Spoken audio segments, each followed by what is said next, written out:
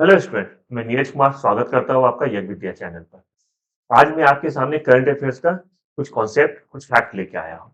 Concept और fact इसलिए क्योंकि कुछ क्वेश्चन ऐसा है कि सिर्फ आपको याद करना होगा। कुछ कॉन्सेप्ट भी करंट में भी कुछ कॉन्सेप्ट होता है, मैं बताऊंगा क्या कॉन्सेप्ट होता है। देखिए, आज का जो सेशन है इसमें मुख्य रूप से जनवरी और फरवरी के इवेंट को लिया गया है।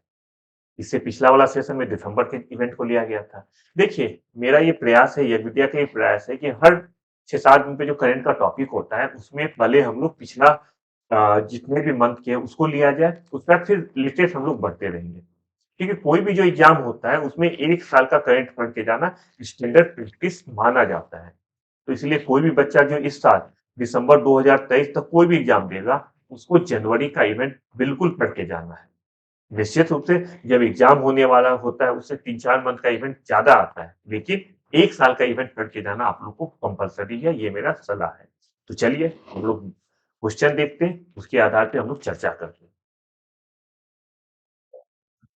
पहला प्रश्न है, राष्ट्रपति भवन के ऐतिहासिक मुगल गार्डन का नाम क्या रखा गया है? ये जनवरी का इवेंट है। जब ये नाम बदला जा रहा था तो कुछ बातें भी चल रही थी कि नाम बदला जाए या नाम बदला नहीं जाए। हम लोग उस पर बातें नहीं करेंगे, हम लोग देखेंगे कि मुगल गार्डन का नाम क्या रखा गया है। मुगल गार्डन का नाम रखा गया अमृत उद्यान। मुझे लगता है कि ये क्वेश्चन आप लोग में से ज्यादातर बच्चे जानते होंगे। अगर कोई बच्चा स्किप कर गया होगा तो बिल्कुल याद कर लें, इस तरह का क्वेश्चन आने का चांसेस बहुत ज्यादा है। हम लोग एक्सप्लेनेशन देखते हैं, जिसके कुछ और बातें मैं आपको बताऊंगा।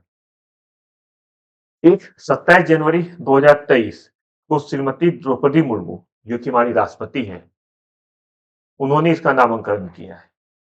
अमृत उद्यान का पहले क्या नाम था इसका? मुगल गार्डन। आगे देखते हैं कि भारतीय क्रिकेट कंट्रोल बोर्ड बीसीसीआई द्वारा आईपीएल के तर्ज पे महिलाओं के लिए टूर्नामेंट शुरू किया गया है, जिसको महिलाओं का आईपीएल कहा जाता है। ये उसका नाम दिया गया है डब्ल्यूपीएल, वुमेन्स प्रीमियर लीग। तो जो पहला ये इवेंट था, जो अभी बाद में हुआ भी है, इसमें टोटल कितनी टीम थी? इसमें टोटल टीम की संख्या थी 5। देखिए, जब आईपीएल शुरू हुआ था, मतलब पुरुषों का जब आईपीएल शुरू हुआ था, इंडियन प्रीमियर लीग 2008 में हुआ था। उस समय 1-2 साल तक कितनी टीमें थी, इस तरह का क्वेश्चन बहुत आया था। फ्रेंचाइजी कौन थी, कौन उसका ऑनर था, ये क्वेश्चन ज्यादा आया था।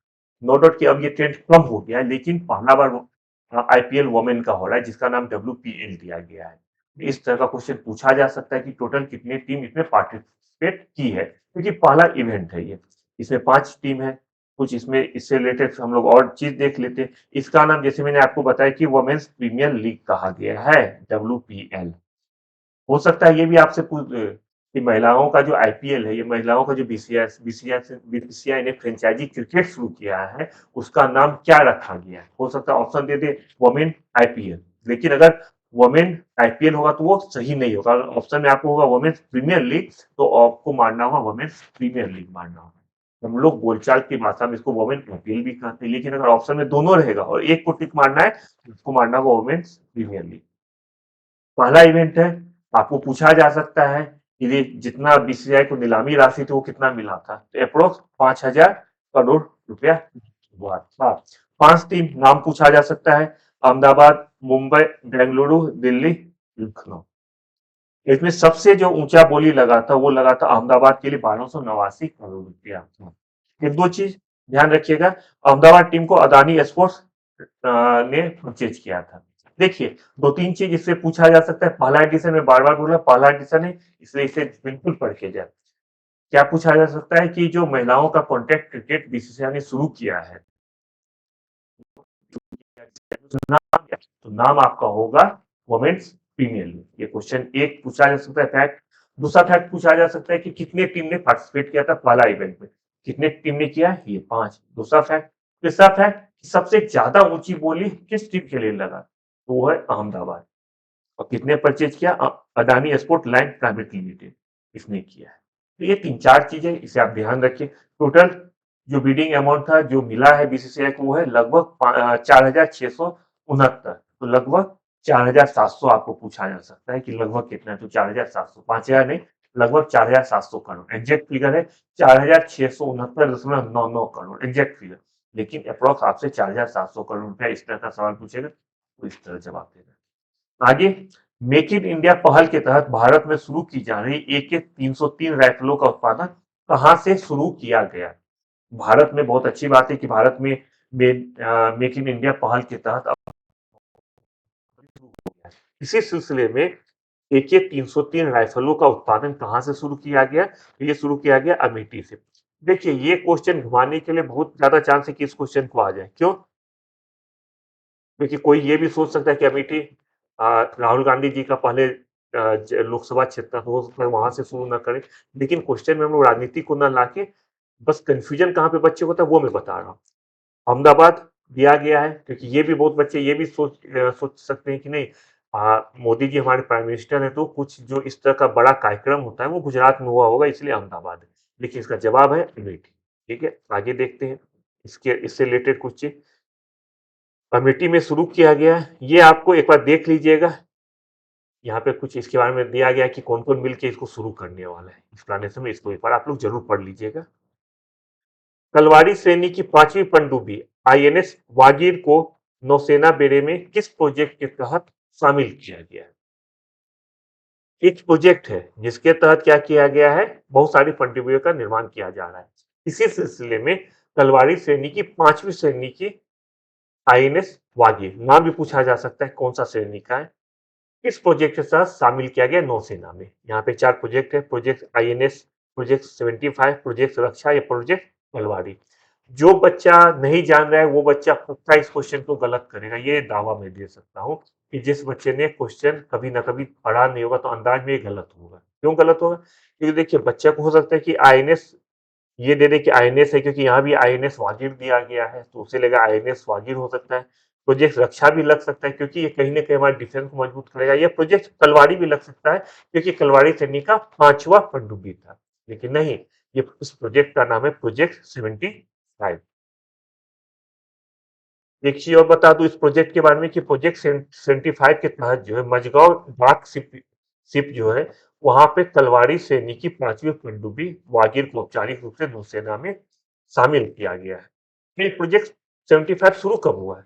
तो देखिए 1997 में इसकी बुनियाद रखी गई थी, 1997 में, लेकिन औपचारिक रूप से 1999 में जो कारगिल वार हुआ था उसके बाद भारत सरकार ने चीन पाकिस्तान के खतरे के मद्देनजर 30 साल के लक्ष्य के प्रोजेक्ट 75 को औपचारिक स्टार्ट किया।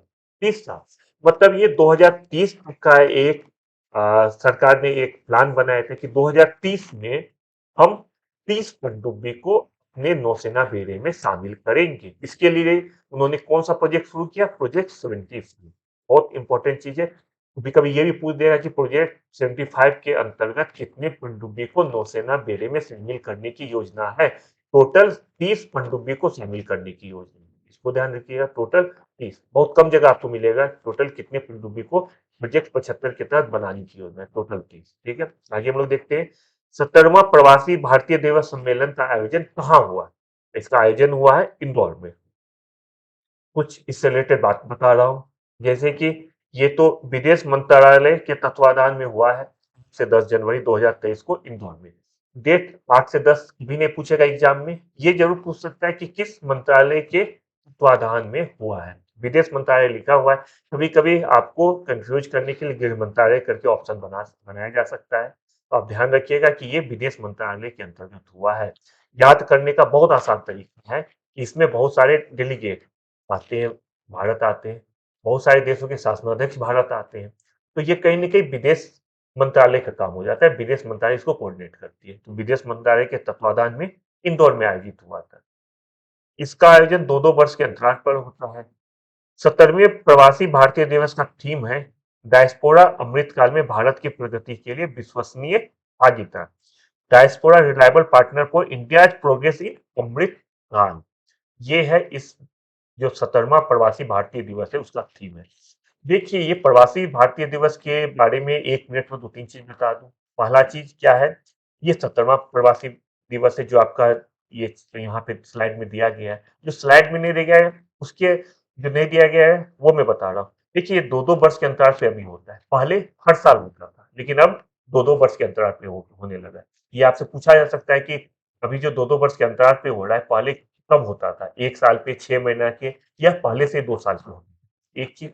दूसरा चीज, ये 8 से 10 जनवरी 2023 को हुआ है। आप पता नहीं आप लोग में से कितने बच्चे को पता है, लेकिन मैं बता रहा हूँ ये हमेशा इसी आसपास होता है। मतलब आप देखिए जितना भी प्रवासी भारतीय दिवस का आयोजन हुआ है उसमें एक चीज कॉमन है। क्या है कॉमन? ये 2-3 दिन होता है, लेकिन कॉमन क्या है? कहीं ना कहीं वो 9th जनवरी उसमें जरूर शामिल होता है। ये तो 9, 10, 11 होगा, ये 7, 8, 9 होगा, मतलब कहीं ना कहीं 9 जनवरी कॉमन आता है। क्या कारण है कॉमन होने का? कारण ये है कॉमन होने का कि प्रवासी दिवस मनाया जाता है। किस उपलक्ष्य में मनाते हैं? 9 जनवरी 1915 को गांधी जी दक्षिण अफ्रीका से भारत आए थे। हम इसी उपलक्ष्य में प्रवासी भारतीय दिवस मनाते हैं। इसलिए गांधी जी के सम्मान में हम भारत सरकार ने जब ये कार्यक्रम शुरू किया था तो ये मान के चला था कि 9 जनवरी को कहीं ना कहीं ये दिन होना चाहिए। इसलिए अगर 3 दिन होता है तो बीच में 9 दिन जरूर, 9 जनवरी जरूर आती है। ठीक है, तो आप लोग को क्या याद रखना है इस क्वेश्चन से रिलेटेड? देखिए ये चीज हो गया, इसका थीम आप लोग जरूर ध्यान रखिए। थीम पूछा जा सकता है। आप देखिए हर एग्जाम में कुछ ना कुछ थीम पूछता है, कोई ना कोई अगर आयोजन होता है तो उसका थीम पूछ लेता है। थीम क्या है? इस बार का थीम है अमृतकाल में भारत की प्रगति के लिए विश्वसनीय भागीदार। क्योंकि 2 साल में होता है ये आयोजन, इसलिए 2023 तक कोई भी एग्जाम होगा, 24 में आयोजन नहीं होगा, 2023 में कोई भी एग्जाम होगा, क्योंकि जनवरी में ही हुआ है। तो 23 के सारे एग्जाम के लिए बहुत ही महत्वपूर्ण है, चाहे आप सिविल सर्विस का दे रहे हैं, किसी स्टेट का दे रहे हैं, या आप एसएससी का दे रहे हैं, यूपी का पीटी पैट होने वाला है वो दे रहे हैं, या कोई भी टीचर का दे रहे हैं, आपके लिए ये क्वेश्चन बहुत इंपॉर्टेंट है। जो बच्चा अगला साल का एग्जाम देने वाला है आईएएस का, अभी से टारगेट करके चलना, उसके लिए हो सकता है थीम पूछ ले, लेकिन उसके लिए कहाँ आयोजन हुआ, इंदौर में हुआ, ये 2024 में पूछने का संभावना कम हो गया है। ठीक है, अगला हम लोग क्वेश्चन देखते हैं। इससे रिलेटेड एक दो चीज और है कि उद्घाटन नरेंद्र मोदी जी ने किया था और मुख्य अतिथि गोयाना के राष्ट्रपति डॉक्टर मोहम्मद इरफान अली थे। विशिष्ट अतिथि सूरीनाम के राष्ट्रपति चंद्रिका प्रसाद संतोखी थे। देखिए हर इवेंट में कुछ ना कुछ गेस्ट होते हैं। यहाँ पे आपको ये भी ध्यान रखना होगा कि मुख्य अतिथि कौन थे? तो राष्ट्रपति वहां के गोयाना के डॉक्टर मोहम्मद इरफान अली थे। तो विशिष्ट अतिथि कौन थे? सूरीनाम के राष्ट्रपति चंद्रिका प्रसाद संतोखी। ये भी चीज आपको ध्यान रखना होगा। उद्घाटन किसने किया था? ये चांसेस बहुत कम है कि मोदी जी उद्घाटन किए थे या अमित शाह किए थे। ये क्वेश्चन आने का चांसेस बहुत कम है। आपसे ये जरूर पूछा जा सकता है कि 17वां प्रवासी दिवस सम्मेलन जिसका आयोजन इंदौर में हुआ था, मुख्य अतिथि कौन थे? को बताना होगा डॉक्टर मोहम्मद इरफान अली। ब्रिटेन की हेनली एंड पार्टनर शोध टीम द्वारा जुलाई 2023 में जारी विश्व की सबसे शक्तिशाली पासपोर्ट की रैंकिंग में भारतीय पासपोर्ट पासपोर्ट का रैंकिंग क्या है? तो ये हमारा रैंकिंग होगा 85, 85। देखिए इस क्वेश्चन का एक्सप्लेनेशन बता रहा हूँ और कुछ कुछ चीज और बताने वाला हूँ कि ये जो क्वेश्चन है इसमें बहुत ज्यादा कंफ्यूजन अलग अलग जगह दिया गया है।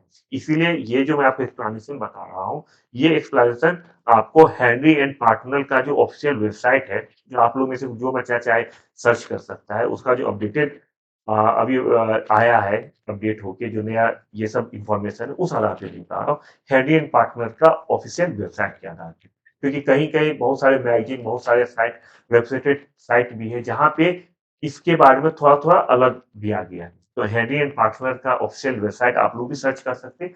ये जो चीज मैं बता रहा हूँ, जो रैंकिंग है, ये उसके आधार पे, इस आधार पे रैंकिंग में शीर्ष स्थान सिंगापुर का है।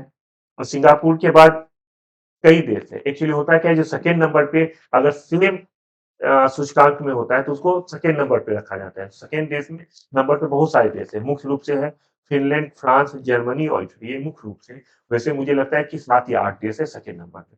फर्स्ट स्थान पे सिंगापुर। देखिए इसमें आपको क्वेश्चन पूछा जाएगा, या तो पूछा जाएगा नंबर 1 पे कौन है, ठीक है, यह पूछा जाएगा कि भारत का कौन सा स्थान है। और ये क्या होता है कि सबसे मजबूत पासपोर्ट, इसका क्या मतलब होता है? क्या वो पासपोर्ट प्लास्टिक का बना होता है या लोहा का बना होता है? सिंगापुर का पासपोर्ट, इसका मतलब होता है कि सिंगापुर का जो पासपोर्ट है वो कितने देश या कितने गंतव्य स्थानों के लिए एक्सेप्टेबल है, जहां पे बिना वीजा के वो एक्सेप्टेबल है, बिना वीजा के एक्सेप्टेबल है। तो ये सिंगापुर सबसे ज्यादा वहां के नागरिक जो है बहुत सारे देश ये गंतव्य में जा सकते हैं। भारत का स्थान है 85, 85वां स्थान है भारत का। और भारत 57 देश ये गंतव्य के लिए वीजा फ्री एंट्री संभव है भारत के पासपोर्ट में। ठीक है, जर्मन शोध संस्थान ट्रांसपेरेंसी इंटरनेशनल द्वारा जारी भ्रष्टाचार बोध सूचकांक में भारत का स्थान क्या है। देखिए इस साल आप लोग के लिए थोड़ा सा मुश्किल आसान हो गया है। क्यों आसान हो गया है? ये जो दोनों रैंकिंग है, एक स्पोर्ट, ये भ्रष्टाचार बोर्ड सूचकांक, इसमें भारत का रैंक बिल्कुल एक ही है। क्या है? 85। तो दो चीज आपको अलग अलग डिजिट याद नहीं करना होगा, उससे आप इस साल बच जाएंगे कि दोनों में भारत का स्थान 85वां है, इसलिए बहुत जल्दी याद भी हो जाएगा। इससे रिलेटेड कुछ बात देख लेते हैं कि विभिन्न देशों में भ्रष्टाचार की स्थिति के लिए भ्रष्टाचार बोर्ड सूचकांक की गणना जर्मनी की संस्था ट्रांसपेरेंसी इंटरनेशनल द्वारा प्रतिवर्ष किया जाता है। इस सूचकांक का मान 0 से 100 के बीच होता है। किसी भी देश के लिए भ्रष्टाचार बोध सूचकांक का मान जितना कम होता है, संबंधित देश का भ्रष्टाचार का स्तर उतना ही अधिक माना जाएगा। मतलब हो गया कि अगर किसी देश का 0 है, इसका मतलब वहां पे बहुत ज्यादा करप्शन है। किसी देश का मान अगर 100 होगा, तो इसका मतलब वहां पे करप्शन बिल्कुल नहीं है। लेकिन 100 का भी होना बहुत मुश्किल है, 0 होना बहुत मुश्किल है। अब यहाँ पे हम लोग देख लेते हैं कि जनवरी 2023 में जारी किया गया है। इसमें डेनमार्क और फिनलैंड इस सूचकांक में सबसे कम भ्रष्ट वाले देश रहा है और रैंकिंग में पहला और दूसरा स्थान रहा है। पहला स्थान पे डेनमार्क, याद रखिएगा, डेनमार्क फर्स्ट नंबर पे और फिनलैंड सेकेंड नंबर पे। भारत के लिए सूचकांक में 40 दिया गया, सूचकांक 40, और 180 देशों में इसका रैंक 85वां है, 85। 40 सूचकांक है, मतलब 0 से जो 100 के बीच में होता है नंबर, उसमें भारत को, यहाँ मान लिया 50 है तो भारत को यहाँ है, भारत 40 है। ठीक है, भारत 40 नंबर, 40 भारत को नंबर मिला हुआ है, 100 में 40। और मैंने बताया कि 0 से 100 के बीच में जितना कम रहेगा उतना ज्यादा करप्ट रहेगा, जितना ज्यादा रहेगा उतना कम करप्ट रहेगा। भारत को 40 सूचकांक में पॉइंट मिला है और भारत का रैंक है 85। ध्यान रखिएगा, दोनों का फर्स्ट नंबर पे कौन है? जैसे पासपोर्ट में कौन है फर्स्ट नंबर पे? सिंगापुर, याद हो गया। और यहाँ पे सूचकांक में कौन? भ्रष्टाचार बोध सूचकांक, जो कि जर्मनी की संस्था है ट्रांसपेरेंसी इंटरनेशनल, उसके द्वारा निकाला जाता है। उसमें नंबर 1 डेनमार्क है। नंबर 1 का मतलब है सबसे सबसे कम भ्रष्ट। भारत का कौन सा स्थान है? 85, 85वां। सबसे ज्यादा भ्रष्ट मुश्किल है पूछेगा, उसको ध्यान रखने की जरूरत नहीं है। यह विद्या आपको यूट्यूब चैनल पे मिलता है, तो आप लोग यूट्यूब चैनल को सब्सक्राइब कीजिए। जो नए बच्चे आज ही जुड़ रहे हैं उनके लिए बता दूं कि हम लोग हर दिन टेस्ट सीरीज का आयोजन करते हैं, जो कि हर रात को 10 बजे आपके ऐप पे आ जाता है। ऐप को कहाँ से डाउनलोड करना? ऐप को आपको गूगल प्ले स्टोर से यह विद्या नाम से सर्च करना है, आराम से मिल जाएगा, आप डाउनलोड कीजिए।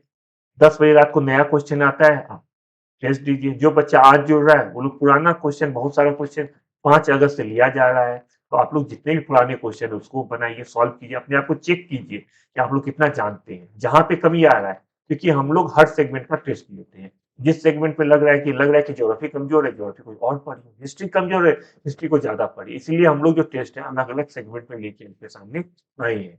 जिस सेगमेंट में आपको अच्छा कंडीशन लग रहा है, आप लोग उस सेगमेंट का जाके टेस्ट दीजिए, इतना आसान है। टेस्ट से रिलेटेड एक्सप्लेनेशन आप लोग देख सकते हैं यूट्यूब पे। हमेशा जो टेस्ट होता है उसका एक्सप्लेनेशन दिया जाता है। आप लोग जो नया बच्चा है वो सर्च करके आराम से देखा जा सकता है।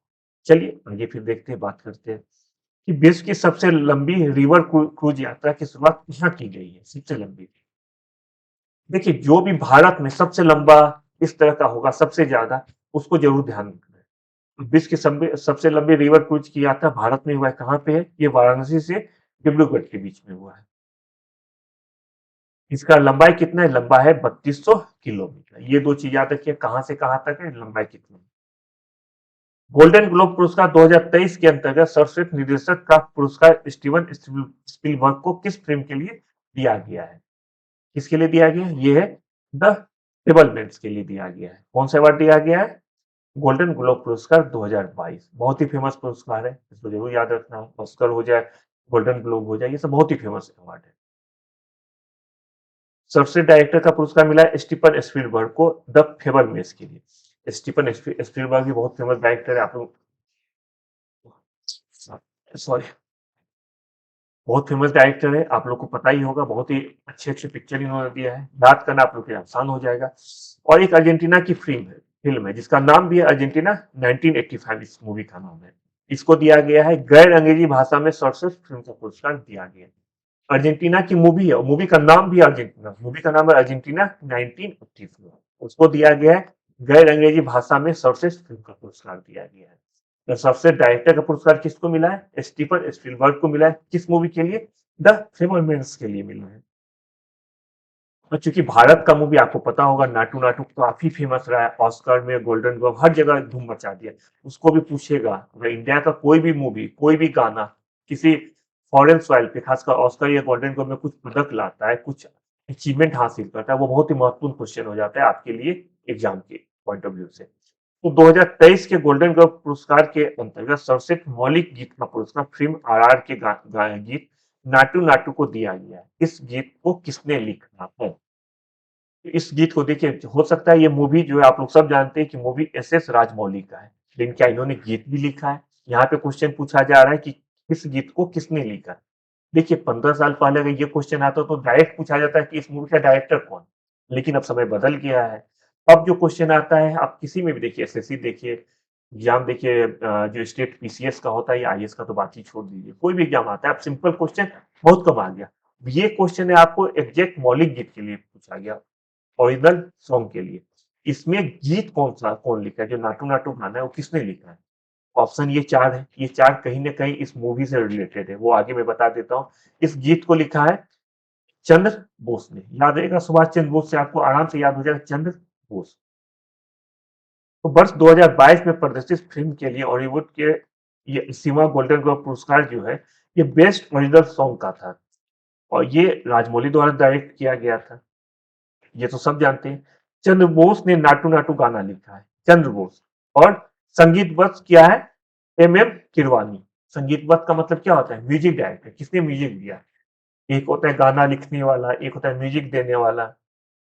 अब जैसे आप इनको देख लीजिए, A R Rahman. A R Rahman क्या है? ये लोग म्यूजिक देते हैं। गाना कौन लिखते हैं? जैसे समीर, आपने नाम सुना होगा समीर का। जावेद अख्तर, जावेद अख्तर क्या होते हैं? गीत लिखते हैं मूवी के लिए। आनंद बख्शी हो गए, ये सब गीत लिखते हैं।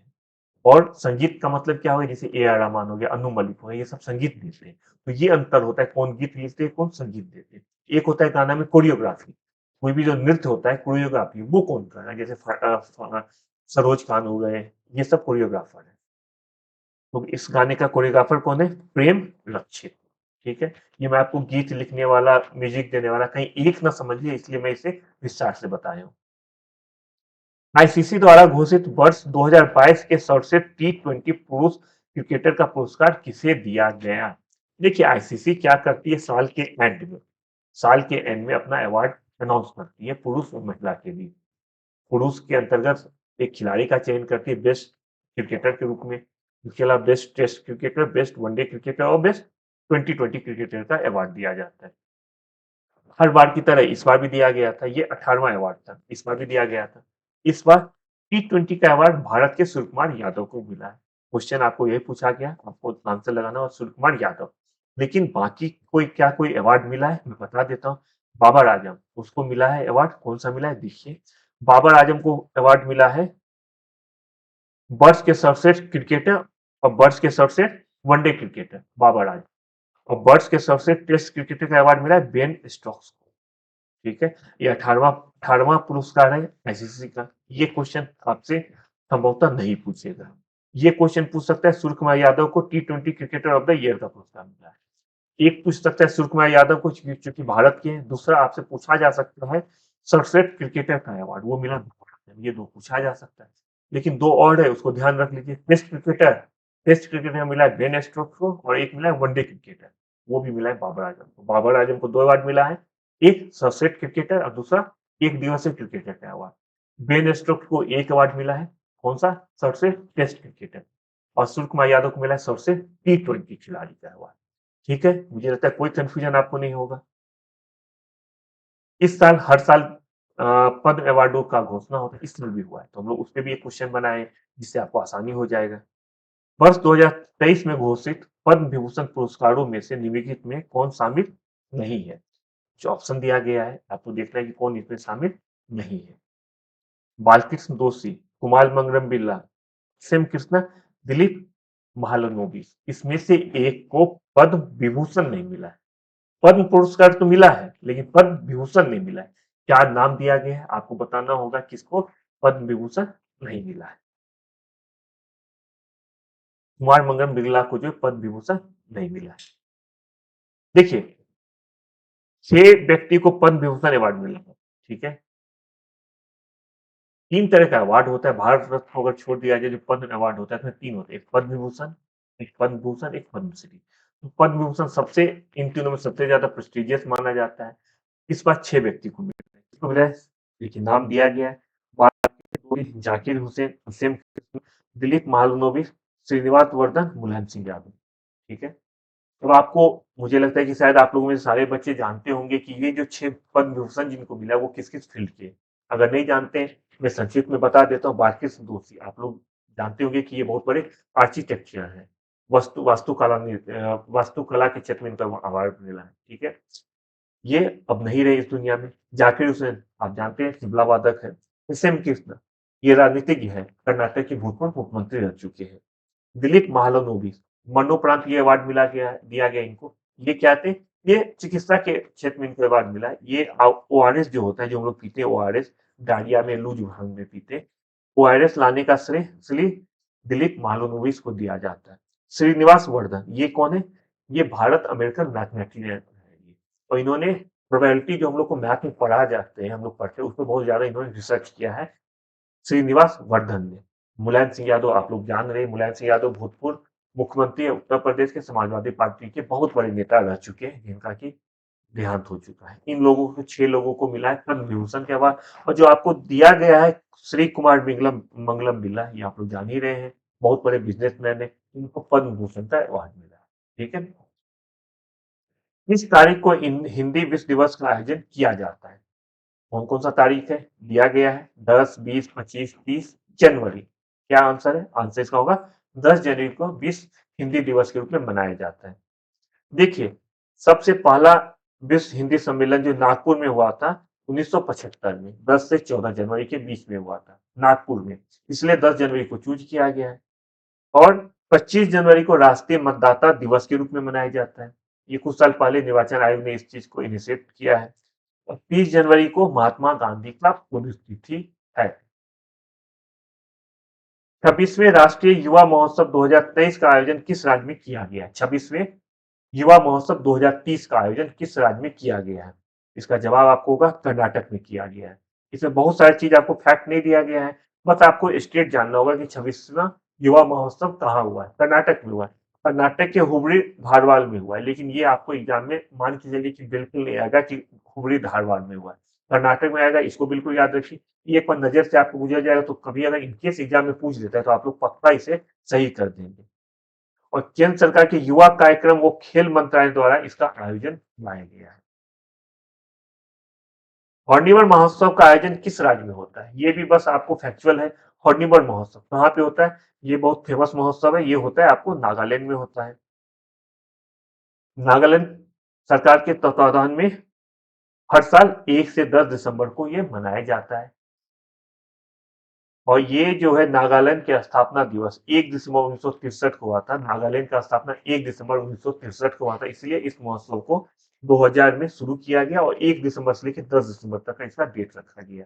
तो ये क्यों मनाया जाता है हॉर्निवल महोत्सव? हॉर्निवल महोत्सव मनाने का जो मेन कारण है, नागालैंड सरकार इसका आयोजन करती है, उनका मेन उद्देश्य है जो नागा जनजाति है उसको विश्व में विख्यात करना, नागालैंड के बारे में सबको बताना, खासकर नागा जनजाति के बारे में पूरे विश्व को बताना। ठीक है? आईसीसी की वर्ष 2022 की टेस्ट टीम में जगह बनाने वाले एकमात्र भारतीय खिलाड़ी। ये इंपॉर्टेंट क्वेश्चन है।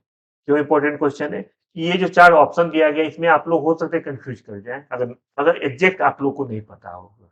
हो सकता है कि ज्यादातर बच्चे इसमें जसप्रीत बुमराह या आर अश्विन दे देंगे, लेकिन सही आंसर है इसका ऋषभ पंत। ऋषभ पंत सही आंसर है, जिसे आईसीसी जो है वर्ष का टेस्ट प्लेयर ऑफ द मतलब टेस्ट टीम में जगह दिया। देखिए होता क्या है, आईसीसी क्या करती है, जैसे अभी बताया कि अवार्ड के साथ साथ आईसीसी साल के एंड में टेस्ट टीम वनडे टीम का अनाउंस करती है। टेस्ट टीम में 11 खिलाड़ी और वनडे में भी 11 खिलाड़ी का चयन करती है। भारत क्या टेस्ट टीम में एकमात्र खिलाड़ी ऋषभ पंत को चुना गया है। ऑस्ट्रेलियाई ओपन 2023 के पुरुष एकल का खिताब नोवाक जोकोविच ने किसे हरा के जीता? देखिए जितने भी ग्रैंड स्लैम होते हैं, 4 ग्रैंड स्लैम होते हैं, आप लोगों को पता होगा। अगर काउंट कीजिए फिंगर पे कौन कौन सा होता है। सबसे पहले ऑस्ट्रेलियन ओपन, उसके बाद फ्रेंच की विंबलडन और लास्ट में होता है अमेरिकन ओपन। हमेशा एग्जाम में ये 4 आपके जबान पे होना चाहिए, कोई भी एग्जाम दे। कोई भी एग्जाम में 4 ग्रैंड स्लैम आपके दिमाग पे होना चाहिए। पहले क्या था, आज से 6-7 साल पहले तक कभी-कभी ये 4 ग्रैंड स्लैम का एक क्रम पूछ देता था कि इन ग्रैंड स्लैम को एक क्रम में सजाएँ। क्रम में भी आप बता सकते हैं ईयर के हिसाब से, जैसे पहले ऑस्ट्रेलियन ओपन होता है, उसके बाद क्या होगा? ऑस्ट्रेलियन ओपन के बाद होता है फ्रेंच ओपन, उसके बाद विंबलडन और उसके बाद अमेरिकन ओपन। तो ये 4 का क्रम भी कभी-कभी पूछता है, पहले तो हमेशा पूछता था, हर 2 साल में इस तरह का क्वेश्चन आता ही था। और ये जो 4 ओपन होता है, उसमें 2 चीज़ आपको ध्यान रखना होगा। क्या-क्या याद रखना होगा? जो पुरुष विजेता और महिला विजेता। पुरुष का खिताब कितने जीता, महिला का खिताब कितने जीता। प्लस अगर भारतीय दावेदारी किसी ने प्रस्तुत किया और वो बहुत ऊपर गया है, मतलब कोई जीत लिया है, या तो मिक्स डबल हो जाए या कोई भी डबल्स में हो जाए, सिंगल्स में, अगर जीत लेता है तो वो पक्का लोग याद कीजिए। नॉर्मल डबल्स नहीं पूछता है ऑस्ट्रेलियन ओपन का डबल विजेता कौन है, लेकिन अगर कोई भारतीय जीतता है तब ये पूछ सकता है कि किसने जीता है, उसका पार्टनर कौन हुआ। इस तरह का क्वेश्चन आपको चारों ग्रैंड स्लैम से पूछा जा सकता है, इसलिए इसको बहुत अच्छे से पढ़ के जाना है। ठीक है, कोई भी एग्जाम हो, आपको चारों ग्रैंड स्लैम पूछा जा सकता है। सपोज कीजिए अभी 3 ग्रैंड स्लैम हो चुका है, अमेरिकन ओपन अभी नहीं हुआ है, तो अभी क्या होगा कि अभी अगर क्या कहते हैं, अभी आज के डेट में कोई एग्जाम आ जाता है, आज कोई एग्जाम आ जाता है, तो आपको इस साल का 3 पूछना होगा। साल के एंड होते-होते दिसंबर तक आपको चारों ग्रैंड स्लैम आपको पूछा जाएगा या एग्जाम में आ सकता है, आपको बिल्कुल याद करके जाना है। तो ये जो अवार्ड है ऑस्ट्रेलियन ओपन, ये किसने जीता है? ये जीता है नोवाक जोकोविच ने जीता है। और किसे हरा के जीता है? ये हरा के जीता है स्टेफनास सिटसिपास को हरा के जीता है। ये ग्रीस के खिलाड़ी है, ठीक है। ग्रीस के स्टेफनोस सिटसिपास, नाम आपको भी पता होगा, आप लोग भी एक बार में नहीं बोल पाएंगे क्योंकि नाम ही ऐसा है। नोवाक जोकोविच, चूंकि हम लोग इतने साल से सुनते हुए आए हैं, लगातार जीतने की शायद सबको याद हो चुके, राफेल नडाल, नोवाक जोकोविच, ये रोजर फेडरर, ये लोग को बिल्कुल इससे यूज टू हो चुके हैं। लेकिन जो नए खिलाड़ी है, अभी उसको याद करने में, खासकर नाम को प्रोनाउंस करने में समय लग सकता है। तो जीता कौन है? नोवाक जोकोविच। हराए किसको है? ग्रीस के स्टेफनोस सिटसिपास को। याद रखना है आपको।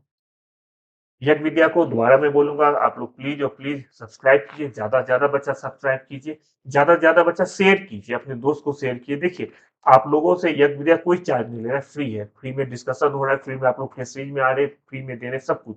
बस हम लोग चाहते हैं आपका साथ, आप लोग ज्यादा से ज्यादा बच्चे जुड़िए, जिससे हम लोग को मोटिवेशन मिल रहे, हमारी टीम ज्यादा से ज्यादा काम करे आपके लिए। तो आपको क्या करना है? आपको बहुत सारे बच्चे को शेयर करना है, खुद देखना है यज्ञ विद्या को यूट्यूब चैनल पे।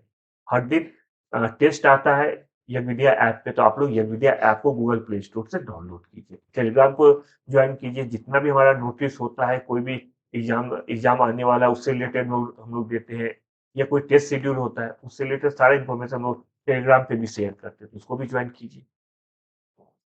ऑस्ट्रेलियन ओपन 2023 में के महिला एकल का खिताब किसने जीता? महिला का। मैंने बताया कि पुरुष महिला आपको याद करके जाना है, मतलब दो 4 ग्रैंड स्लैम होता है, मतलब 4 का हो गया, 4 पुरुष और 4 महिला, 8 का नाम याद होना चाहिए, प्लस 8 और, 8 और कौन? उप विजेता, वो भी पूछा जा सकता है। तो विजेता उप विजेता उसको याद रखिए, उसका देश को बिल्कुल याद रखिए, ये सब चीज आपको याद रखना ही होगा अगर आप चाहते हैं एग्जाम को क्लियर करना। तो महिला एकल का खिताब किसने जीता? महिला एकल का खिताब जीता आर्यना सबालेंका ने जीता है। किसे हराया है? इन्होंने हराया है एलेना राय रायबाकिना को हराया है। एलेना रायबाकिना है कजाकिस्तान की, और आर्याना सबालेंका है बेलारूस की। ठीक है, बेलारूस की एक बहुत ही फेमस खिलाड़ी थी, विक्टर अजारेंका, महिला खिलाड़ी थी, बहुत कम खेलती है। तो आपको याद रहेगा आर्याना सबालेंका बेलारूस की, विक्टर अजारेंका को याद कीजिएगा तो आपको याद रखना ज्यादा आसान हो जाएगा। दक्षिण अफ्रीका से लाए गए 12 चीते को किस जगह छोड़ा गया है? ये छोड़ा गया है कुनू राष्ट्रीय पार्क। देखिए, अभी भारत सरकार, खासकर इसमें प्रधानमंत्री जी काफी ज्यादा कोशिश कर रहे हैं कि ज्यादा से ज्यादा चीते को भारत में लाया जाए। इस सिलसिले में जो अभी साउथ अफ्रीका से 12 चीता लाया गया है, उसको मध्य प्रदेश में कुनू नेशनल पार्क में छोड़ा गया है। इससे पहले नाइजीरिया से कुछ दिनों पहले, मतलब ये घटना है आपको जनवरी फरवरी का, इससे पहले मुझे अगले पिछले साल 2022 का सितंबर अक्टूबर का घटना होगा, मुझे एग्जैक्ट मंथ याद नहीं, लेकिन 8 चीता लाया गया था नाइजीरिया से, उसको भी कुनू नेशनल पार्क में ही छोड़ा गया है। और भारत सरकार ने साउथ अफ्रीका सरकार के साथ एक समझौता किया, उस समझौते में क्या है कि 10 साल तक साउथ अफ्रीका गवर्नमेंट जो है भारत को हर साल 12-12 चीता देगी। इस तरह से 10 साल तक जो है 120 चीता भारत में आ जाएगा। ठीक है, आगे हम लोग देखते हैं कि केंद्रीय विधि मंत्री संसद में बताए गए आंकड़ों के अनुसार फरवरी 2023 तक भारत में उच्च न्यायालयों में लंबित मामलों की संख्या लगभग कितनी है? ये लगभग हो जाएगा 59 लाख से अधिक। ठीक है, 59 लाख से अधिक उच्च न्यायालयों में लंबित मामलों की संख्या है। देखिए, 59 लाख से अधिक है, ये एक डेटा है। ये डेटा जो 1 फरवरी 2023 को देश के सभी 25 उच्च न्यायालयों में लंबित मामलों की संख्या हो गए थे 59 लाख 87 हजार से ज्यादा। ठीक है ना?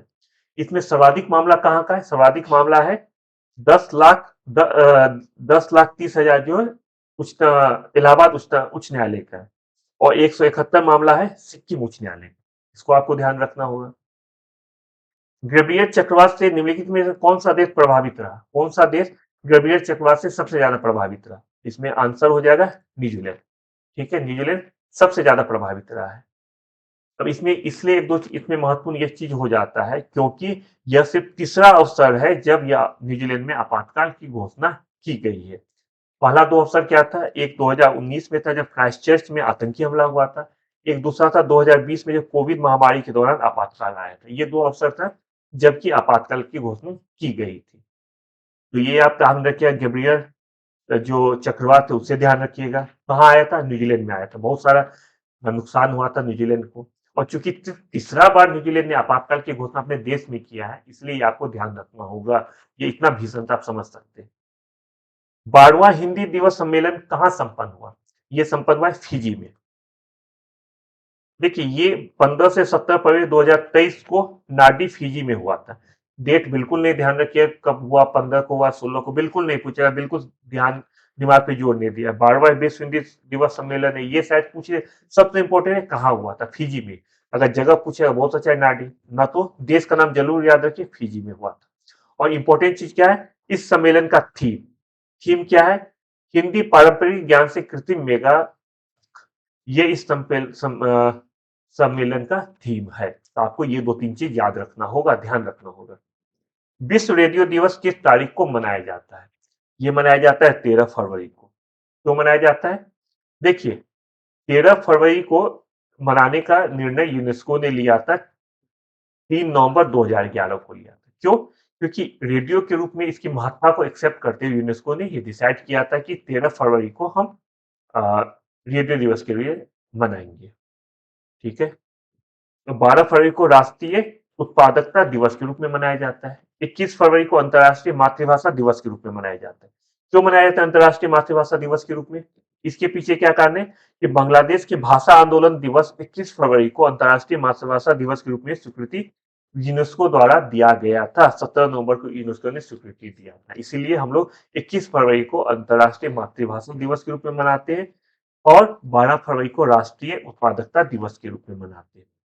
विश्व रेडियो दिवस के रूप में हम लोग मनाते हैं 13 फरवरी को। ठीक है, संयुक्त राष्ट्र संघ ने चालू वर्ष 2023 को किस वर्ष के रूप में घोषित किया है?